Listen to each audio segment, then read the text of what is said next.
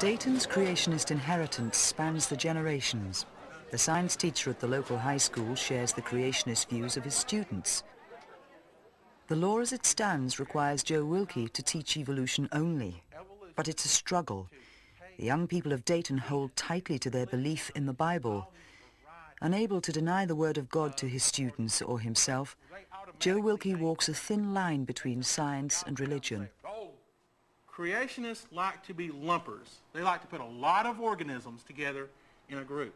Evolutionists like to be splitters. They like to set off a whole bunch of different organisms. An evolutionist says that there's natural reproductive boundaries out there that prohibit dogs, wolves, coyotes, foxes from reproducing. I believe that I give the evolutionary view equal time, and I believe I give it a fair shake. I believe I give the creation view a fair shake. Wait a minute, you don't even think it's a theory? Well, I mean, it's not really, basically it's not been proven.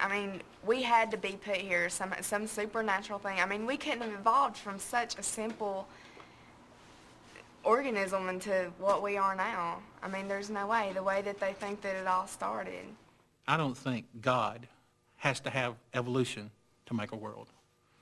I don't think a supernatural being has to use a natural process.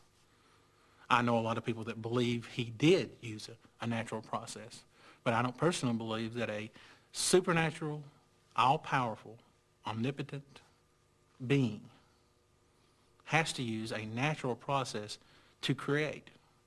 All right, you got your supernatural, which would be God, and he actually, he said that he put us here and then put all the animals and plants and stuff to make us survive. How could I say to a student, your ideas are trash, keep them out of this room, I don't want to hear them.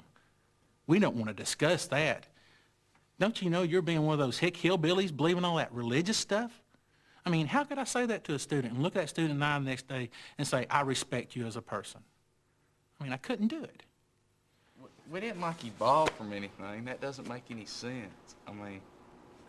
How can an African American person evolve from a white person? We're different skin.